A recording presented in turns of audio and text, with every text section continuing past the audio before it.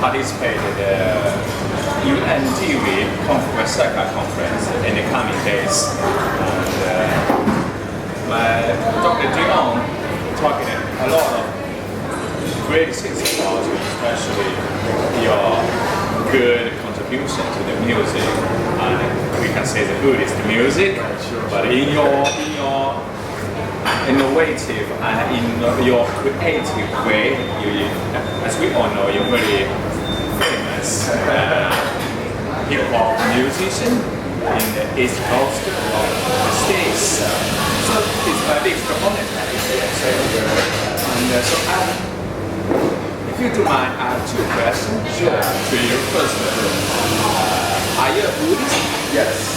Would you please introduce something briefly introduce something your Buddhist background? Sure. You know, yes, you grew up in the Christianity-dominated place, but how can you get in touch with the Buddhism, something like this? Would you please? For sure. Okay, thank you. So, my mother introduced me to Buddhism when I was very young. She was looking for some inner peace in her life, and I was fortunate that she took me on this journey with her to find peace and self-discovery and things of that nature. So I always considered myself a Buddhist when I was growing up, even before I began to actually practice meditation. My mother, when I can remember being very young and reading the Dhammapada and the Four Noble Truths and the Eightfold Path. And so these are things that stuck with me just growing up as a child. And as I got older,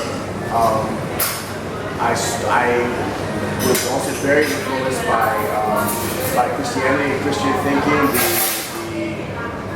the kindness and the golden rule that Jesus talked about. I found it very similar also to Buddhist thinking as well. And so, growing up and studying very many different religions and many different spiritual paths, I arrived back at Buddhism as my way of life. As for me, it's the best way of seeing and being in the world. And so it makes the most sense of how to be the best possible human being. And so that's my mother started me on the journey, and then it continued. As you just mentioned, you also experienced Christianity and even some other religions such as Judaism and Islamism. You have some maybe touch with it, but finally you came back to Buddhism. Right. So what's the first attraction for you? What the Buddhist first attraction? I think what it is that what I appreciate about Buddhism is that the Buddha is a human being. He also has all of the same difficulties and and I guess as he was practicing, still the same limitations, all the same challenges that a human being faces. And I think that was inspiring for me to see that somebody wanted to become bigger than themselves or higher than themselves, and they really set out to achieve this mission, and they actually accomplished it. It's this, for the Buddha to be a regular person, but then he is regarded as somebody that is even more special than a regular person because he did reach the full potential of his humanity. I appreciate the human hope, the human nature, the belief in the human potential that the Buddhism offers. So in this sense, according to your talking, you really appreciate Buddha himself from a regular human being through the practice but accomplish a higher level self. Yes. Even there's no self. No self. Because he realized the low self means he becomes his higher self. Right. You know, that's what I love about Buddhism is that it's counterintuitive. Everything that we think is going to make us happy, you know, it's actually the opposite. And that's really the reason why we suffer is because we have the right aspiration, but we're just in the wrong direction. And so, you know, in order to be fully yourself, you realize that there's no self at all. You know, so I think the Buddha becomes connected to the whole universe by going beyond his own limited desire. You know, becoming something by relinquishing desire, you get everything that you desire. It's that sort of thing. You know, it's like that's what I find it to be the riddle of Buddhism, that what we really want, we have to change direction. It's like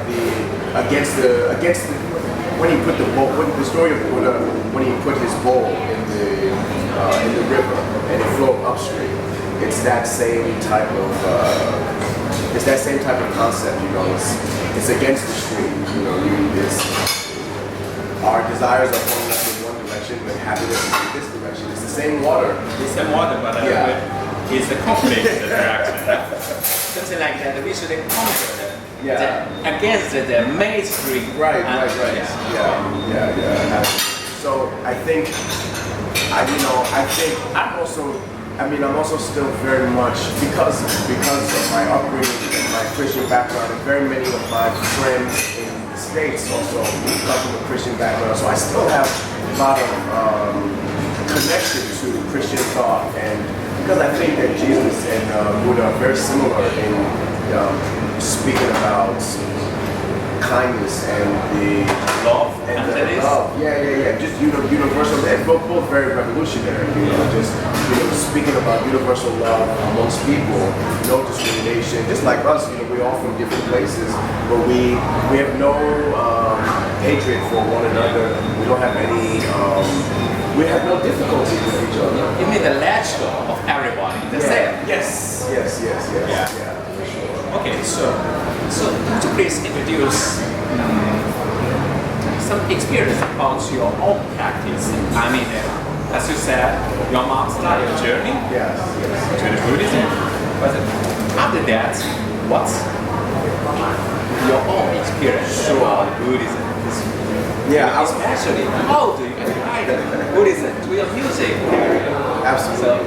Can I ask you to just maybe for like some few minutes, just to.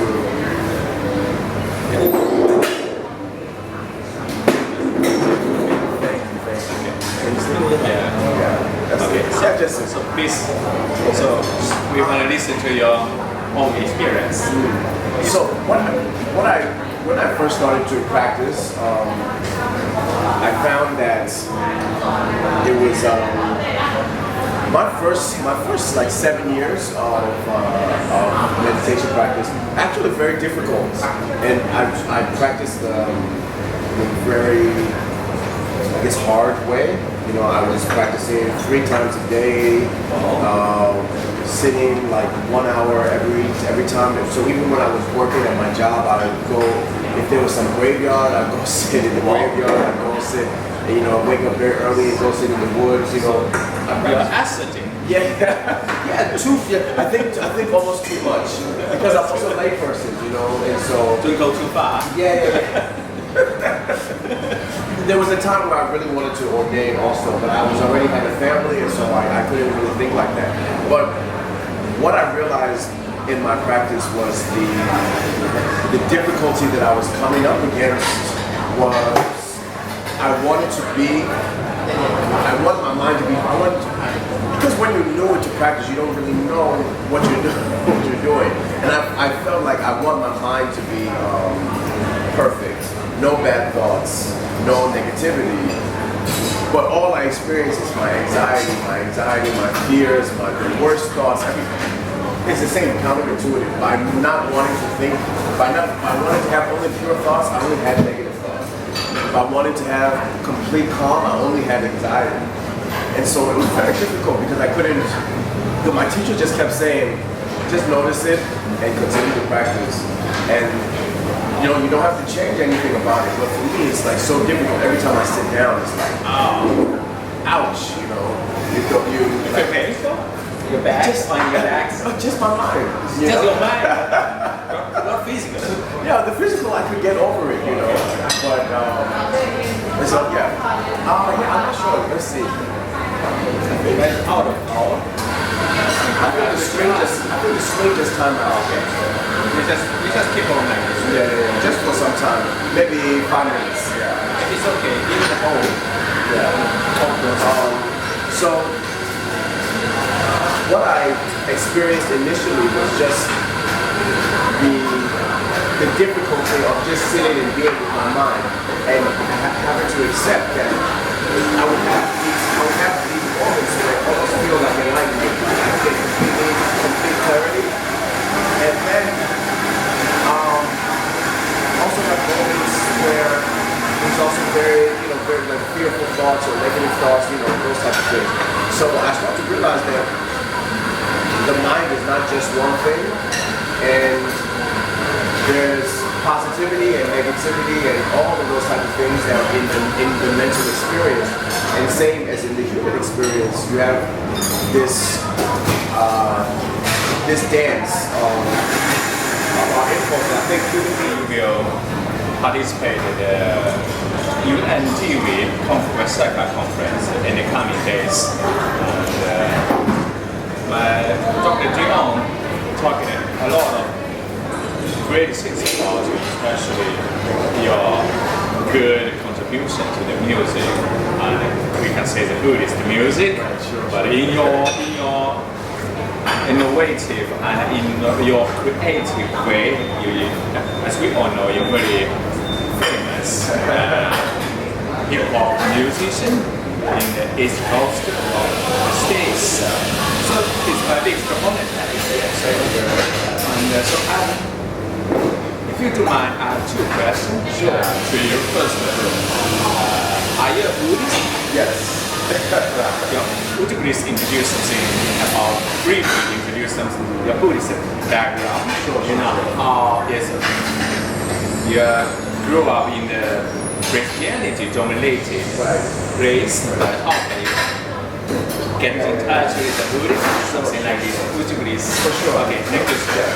So, my mother introduced me to Buddhism when I was very young.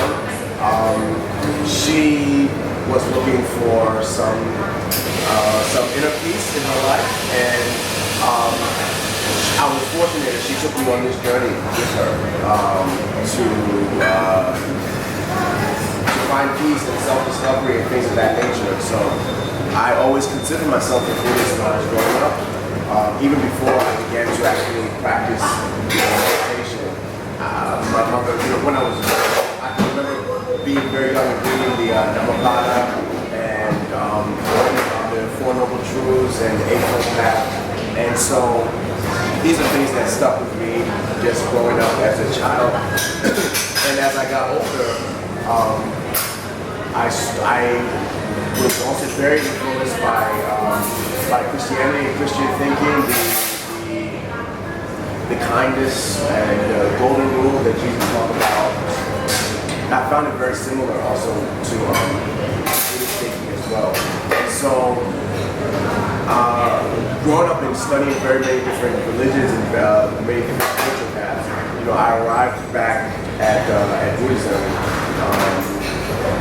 as my way of life.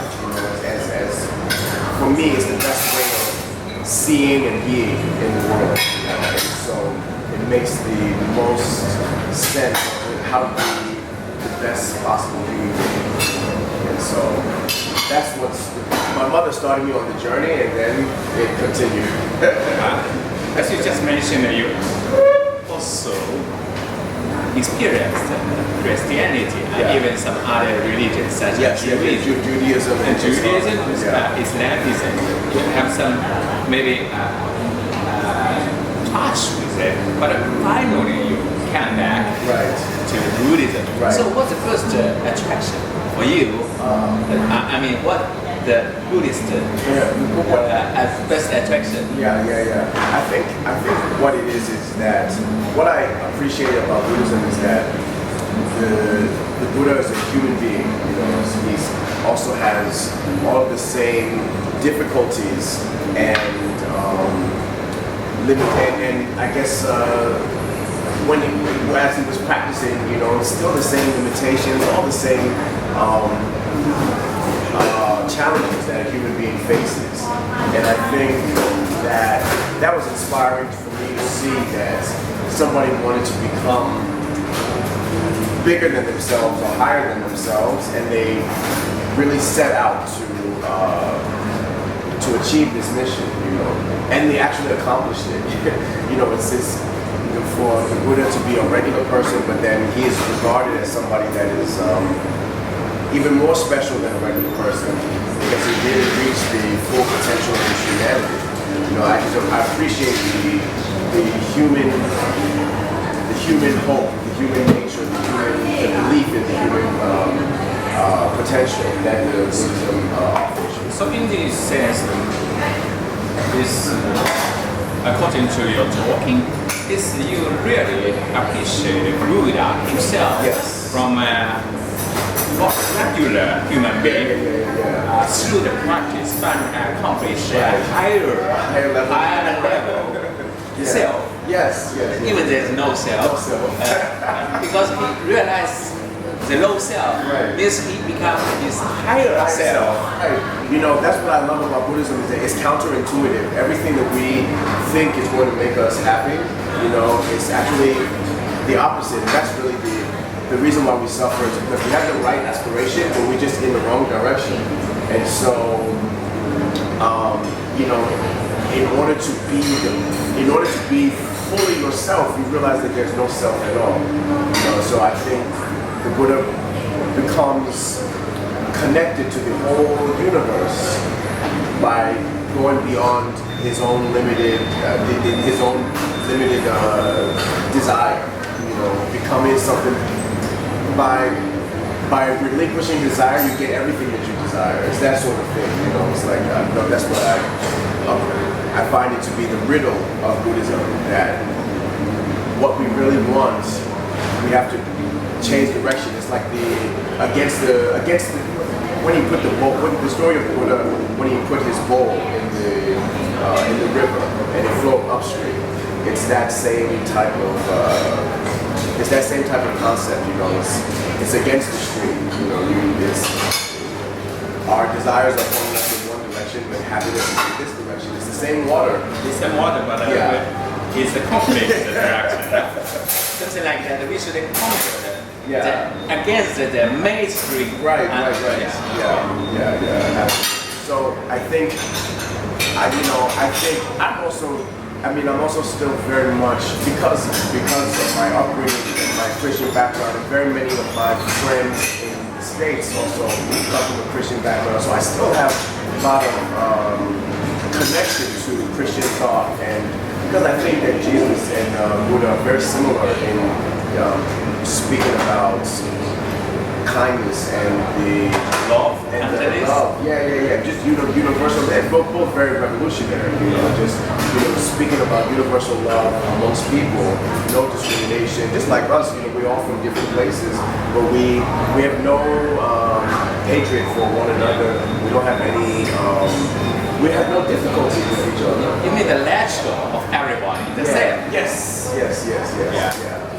Okay, so would you please introduce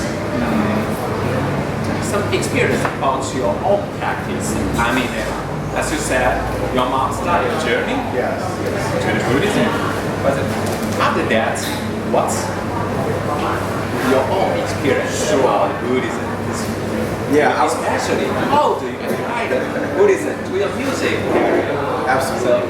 Can I ask you to just maybe for like some few minutes, just to. Thank you.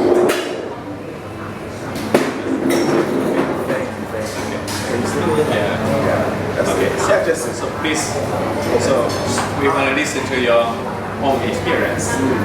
So when I first started to practice, I found that it was my first like 7 years of meditation practice actually very difficult, and I practiced the very, I guess, hard way. You know, I was practicing 3 times a day, sitting like 1 hour every time. So even when I was working at my job, I would go, if there was some graveyard, I'd go sit in the graveyard, I'd go sit, and, you know, wake up very early and go sit in the woods, you know.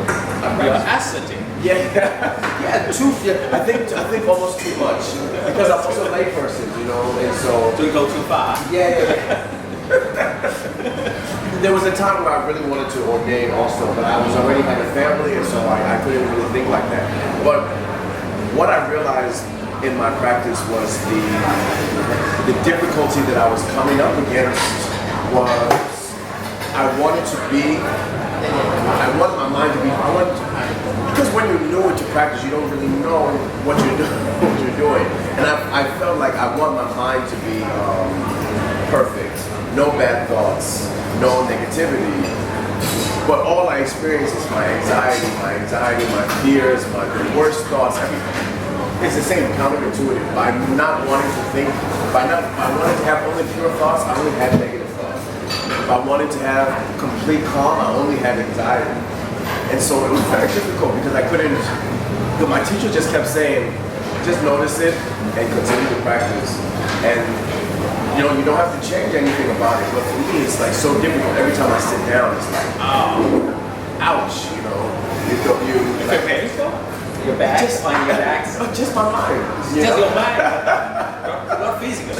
Yeah, the physical, I could get over it, you know. But, so, yeah. I'm not sure. Let's see. I think that's out of power. I think the screen just timed out. Okay. We just keep on like this. Yeah. Just for some time. Maybe 5 minutes. Yeah. It's okay. Give it a hold. Yeah.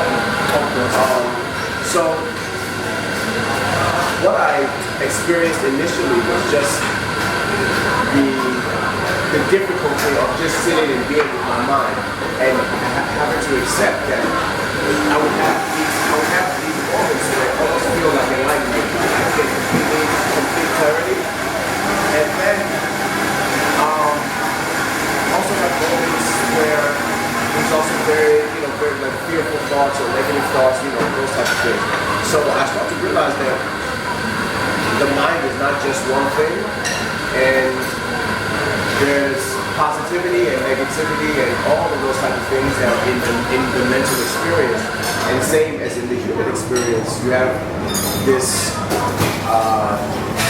dance of our impulse. I think human being is like we're animal and then also something bigger than animal. So you have this experience your animal nature and then your higher nature, and then it just keeps on folding into each other. You know, it's like when we had this, when this came, you had the green on top and the white at the bottom, and then it's a mix. You know, it's the same as like the human nature. It's like some part is animal, some part is bigger than that. So when it's a long answer, but when I add it to my music, I want my music to show my pathway of growing from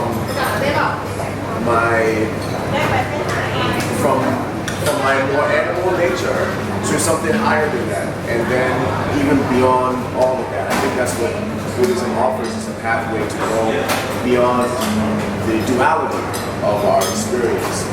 So, sir, after watching your movie, your videos, your music, your musician movies, you know, generally we will think first, as a Buddhist music, should be very soft, very tender, and to our surprise, we found that some sex girls and luxury cars in your video, you know. So would you please explain to us why you do those things, how you connect those things with Buddhism? Yeah. Since, you know, and the machine guns in the kills hands and the big knives. So would you please? Sure. Yeah. I think. Is it recording? Let's see. Yeah, this is cool. So what I want that video is my video. It's called Supreme Mathematics, and so what I want to do in that video also is it's the same type of thing. It's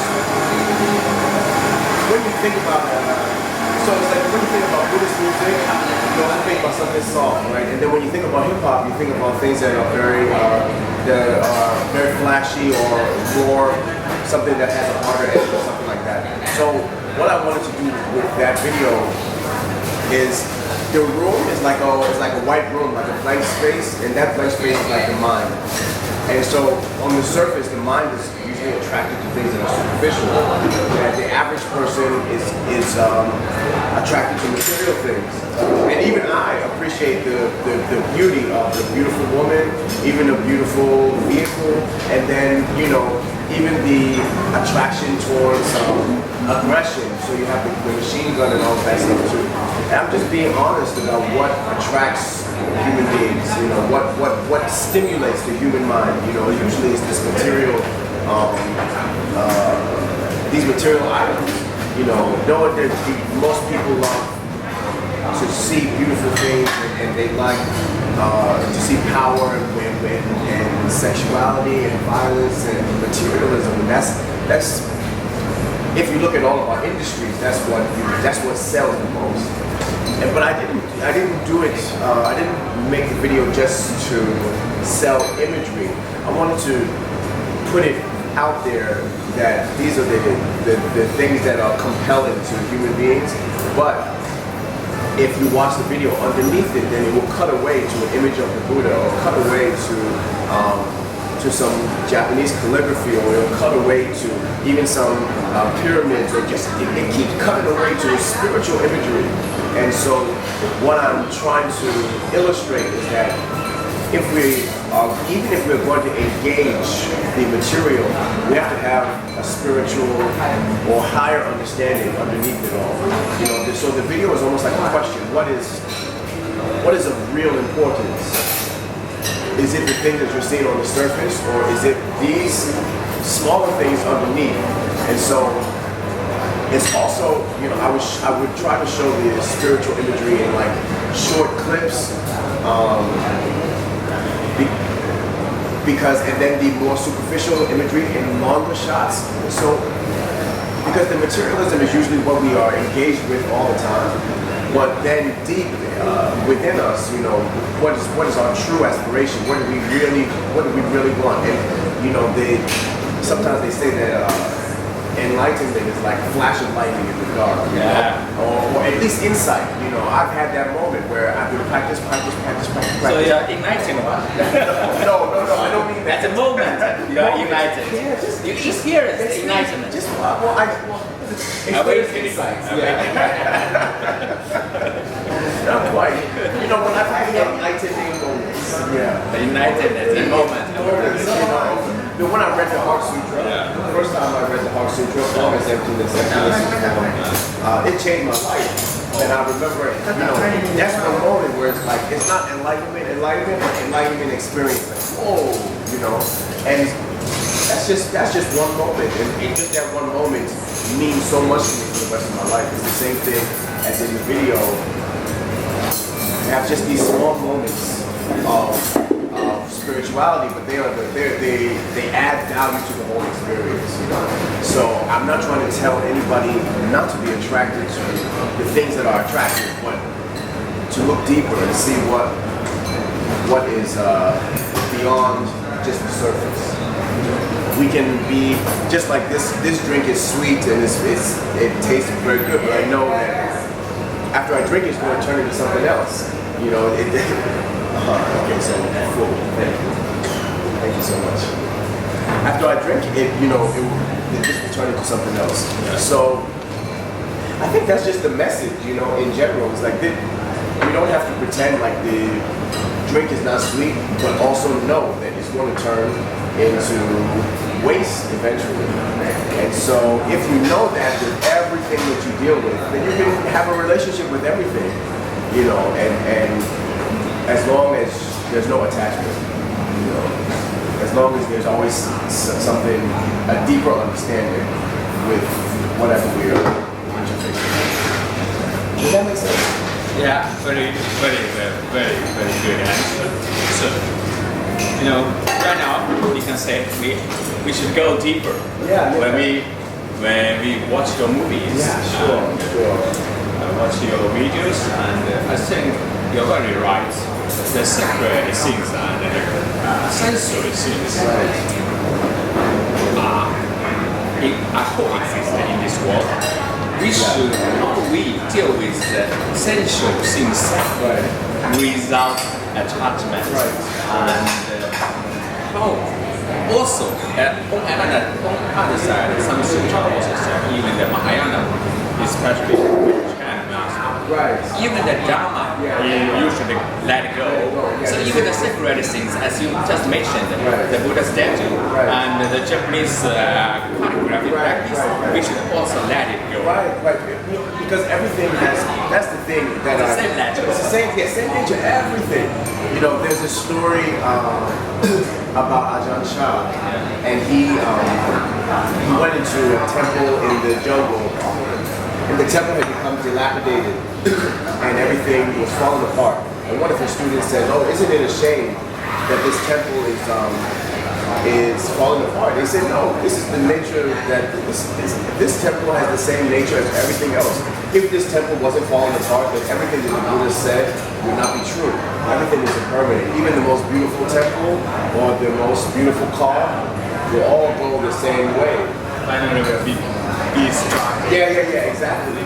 You know, so, you know, if you can have, in the same token, it's like, when I think about impermanence, I don't think about it as like everything like passing away, but everything is liberated, you know, everything already is, the nature of everything is already naturally liberated. You know, we are all already free. We just don't recognize it. You know, so you know, the goal of practice is to really recognize your true nature and recognize your own real freedom. And I think the danger is just to be attached, to find attachment anywhere. You know, and because I also had there was a time I also had some very deep spiritual attachment myself also.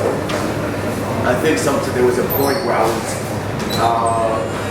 attached to my sitting practice almost too much, to the point where it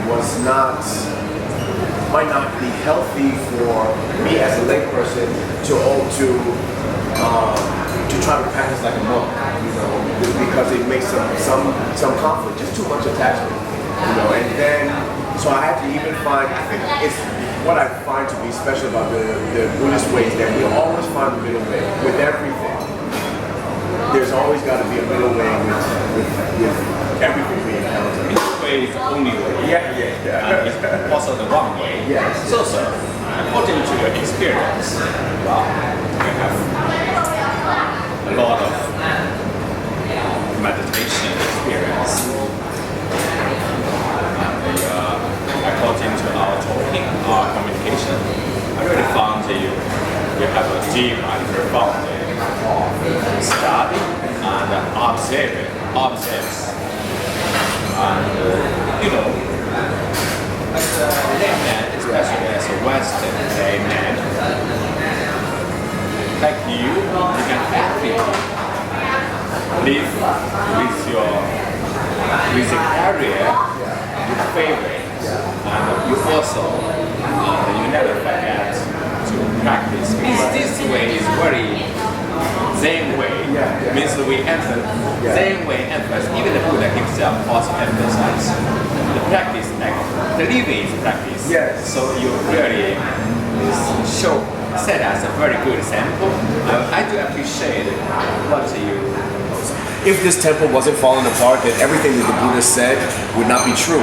Everything is impermanent. Even the most beautiful temple or the most beautiful car will all go the same way. Finally, will be destructive. Yeah, exactly. You know, so, you know, if you can have, in the same token, it's like, when I think about impermanence, I also think about, I don't think about it as like everything like passing away, but that everything is liberated, you know, nothing, everything already is, the nature of everything is already naturally liberated, you know, we are all already free, we just don't recognize it, you know, so, you know, the goal of practice is to really recognize your true nature and recognize your own real freedom. And if I think the danger is just to be attached, to find attachment anywhere, you know, and whether, because I also had there was a time where I also had some very deep spiritual attachment myself also. I think there was a point where I was attached to my sitting practice almost too much, to the point where it might not be healthy for me as a layperson to try to practice like a monk, you know, because it makes some conflict, just too much attachment, you know. And then so I had to even find, I think it's what I find to be special about the Buddhist way is that we always find the middle way with everything. And this is Ajahn Mun, Buddhat, Ajahn Chah, and this is the Wheel of Dharma. This is Tibetan Lojong, training of the mind, and since you put all the big ones, you want to combine it? Yeah. Okay, thank you. Sadhu, please.